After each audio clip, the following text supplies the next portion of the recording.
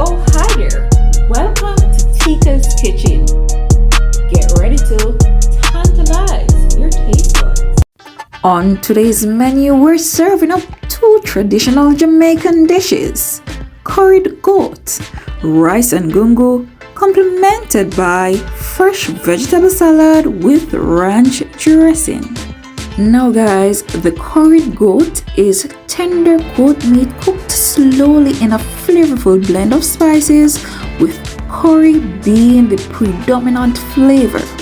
Now this meal is had for wedding, parties, cookouts, Sunday special, holidays, you name it, or just a regular day. As it relates to the rice and gungo, it's a dish that combines rice with pigeon peas. This dish is cooked in coconut milk and seasoned with herbs and spices. Let's take a moment to tantalize your taste buds. Now, look at this, guys. So much watering and flavorful. Alright, now let's kick things off by looking at the ingredients. And we're using goat meat, bell pepper curry, because if you're using any other curry, what are you doing? So you need to get your bell pepper curry. A link can be found in the description of this video.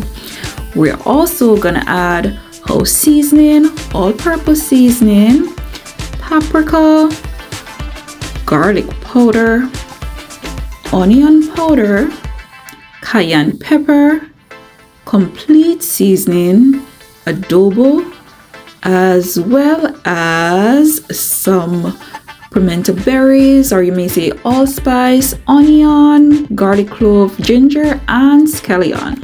Now we'll be using this gungo peas in the tin. This one is in seasoned coconut milk. We're going to try out together and see how it works.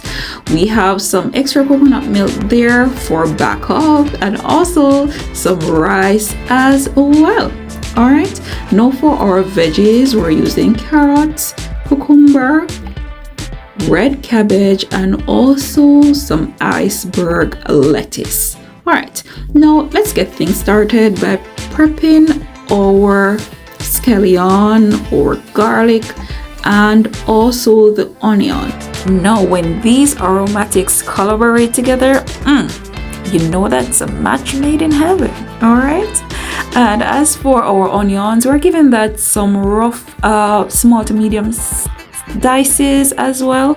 We are gonna add ginger, because what's curry without ginger, guys? All right, now we're gonna put these away. Later on, we're going to grate the ginger and also crush some so we can release all that juice from the ginger. Now it's time to season our goat meat, and we're going in with first Maggi all-purpose seasoning, also linked down below in the description, guys. Complete seasoning, some adobo, give that a good sprinkle, onion powder, followed by garlic powder as well.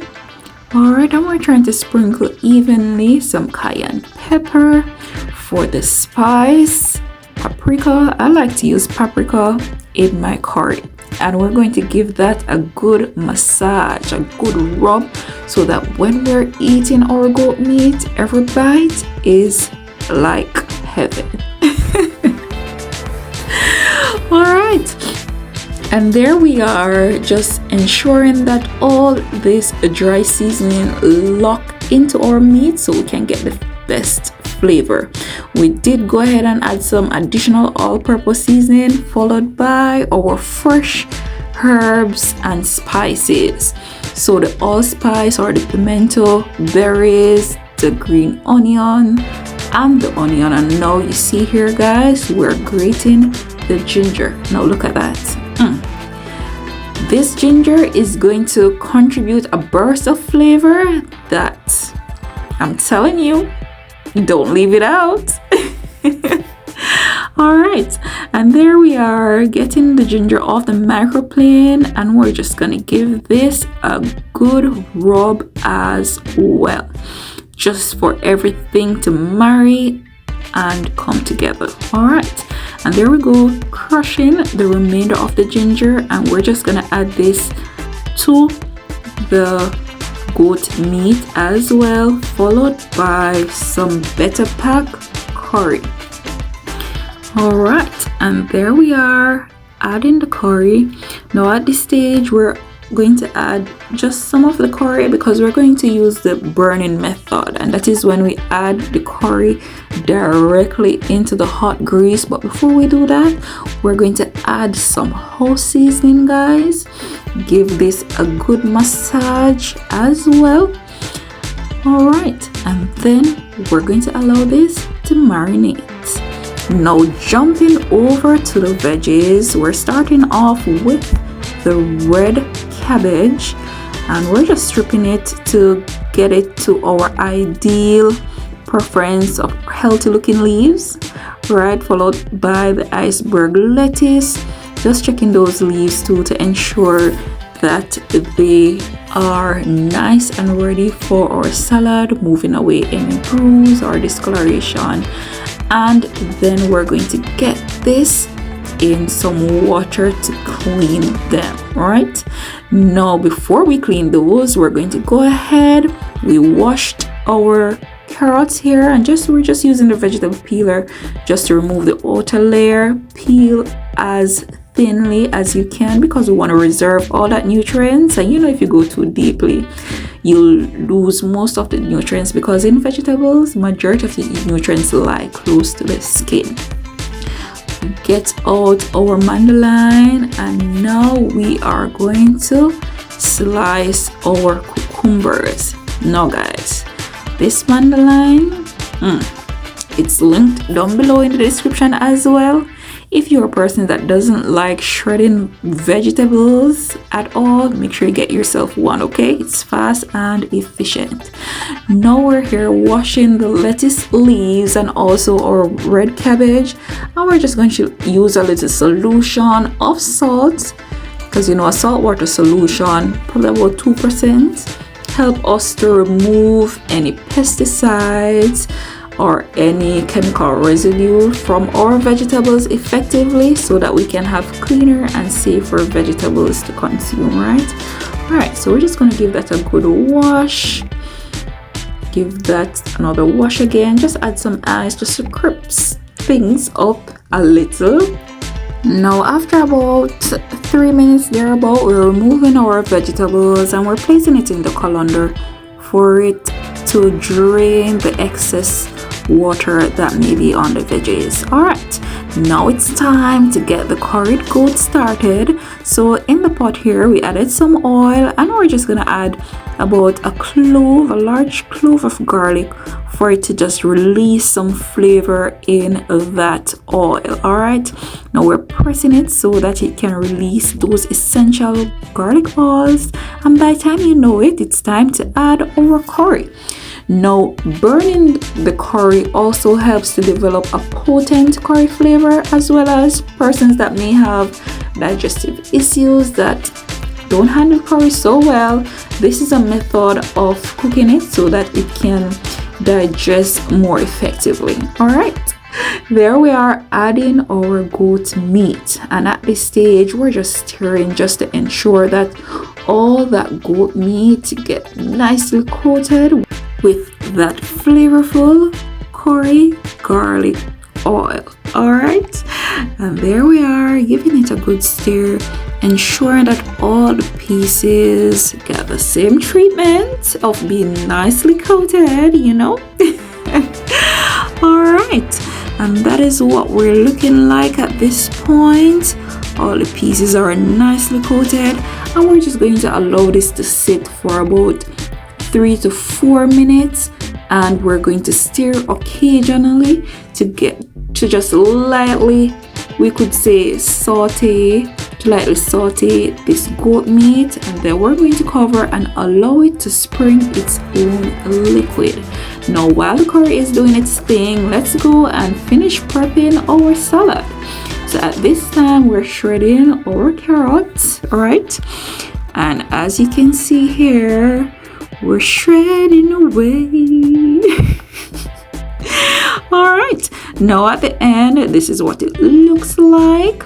All right, and then we're going to move on to our red cabbage, and we're using the mandolin to get those nice and thin red cabbage strips or shreds, right?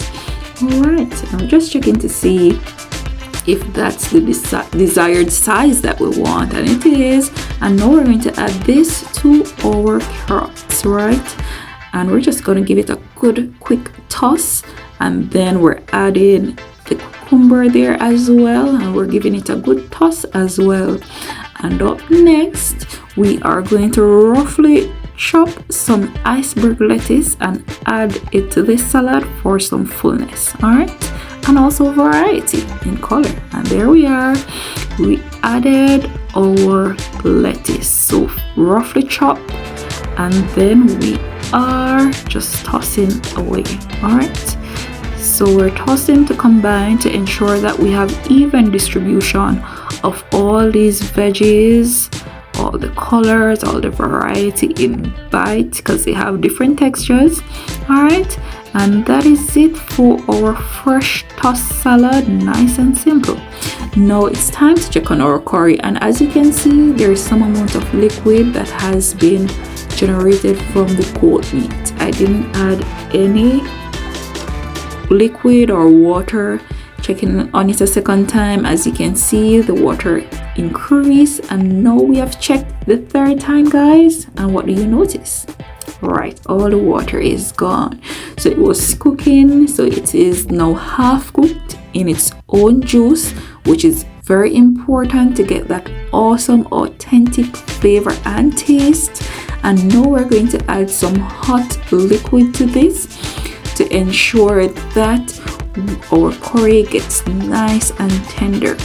Now we add about, each time we add the water, ensure that you give it a nice little stir so that it can slowly develop all that flavor. We're going again with some water there, giving it another stir to ensure that everything just marry together, guys, and become one, so that we can have the best flavor in our curried goat. All right, and now that it has recovered, meaning that it comes up back to temperature, we're going to add our final portion of water just to shake things a bit to ensure that all these meat pieces are nicely covered or submerged in this liquid, and we're going to cover and allow to cook. Now it's about that time, about an hour later, and our goat is nice and tender with the desired color as well. Now at this point, we're going to cover, allow it to just to simmer a bit, and then we're going to get our rice ready. Now here we are washing the rice, and it is very important for you to wash your rice so that we can remove any excess starch, right? And there we are washing the rice. All right, strain this off, and as you can see, we're getting ready to prepare our rice and gungo. Now gungo is another name for pigeon peas from the legumes group. All right, and there we are, giving it a final rinse. Ensure that it is nice and clean, strain off the excess water, and then we're going to go ahead now to rinse the top of our can product. Now it's a good safety practice to rinse the top of canned products, because sometimes in the store you may have like a lot of people touching at the top, or even the top may just be a little dusty, right? So it's very important for us to rinse. Now we're going to open, and this is what it looks like. The gungo peas in seasoned coconut. All right, now we pause there for a while, and now we're checking on our goat. Here we added our fresh aromatics, and we're just gonna give this a good stir to evenly combine all those herbs and spices. Look at that, guys, so rich, so flavorful, so colorful. Oh my goodness. All right, we're going to add a Scotch bonnet pepper, and we're just gonna leave that to do its thing with the addition of a little Jamaican Wray & Nephew rum. Now, my father-in-law put me onto this, guys, and I'm telling you, once you try this, you'll realize how this rum elevates the flavor of the Curried Goat. Now we are gonna allow that to go ahead and simmer, and in the meantime, we're getting our gungo, rice and peas ready. All right.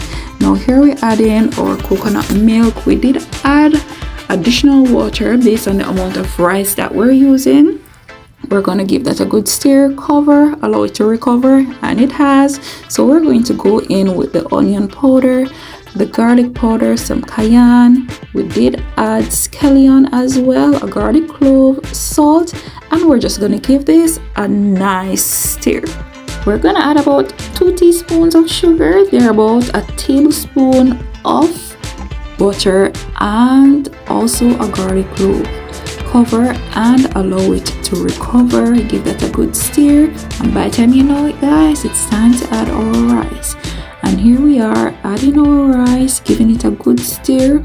Now we are going to allow this to come up to a rapid boil, and then we're going to reduce the flame to low and cover and allow it to cook. But before we do that, we're going to go in with some Scotch bonnet pepper. The link can also be found in the description below. That's a Scotch pepper sauce. Cover, and guess what? Now let's check on our goat meat. Now the rum has been infused successfully, and this is what we have for our finished dish, our Jamaican Curried Goat. All right, and that is what we're looking like. Now our rice is done, and it's time to serve up a plate. Now look at that, guys. Now we're adding the Curried Goat to the plate, going in with our veggies. Tell me that your mouth is not watering. And we're finishing off with that tomato roast for our garnish. Now, please remember, if you haven't done so, please subscribe to the channel. Also, turn on your notification bells so you can be notified when there's an upload, right? Share the channel with your friends and your families. And remember, items used in this video, such as the Maggi coconut milk, some of the tools that were used, the mandolin, and also the microplane, can be found in the link in the description. The links are down below. Just click on the link, it'll take you to my Amazon storefront, and you can go ahead and purchase these items that you need to get your cooking to another level. Also, you can also find a variety of Jamaican spices and herb linked below as well. Now, thank you guys for tuning in, and enjoy.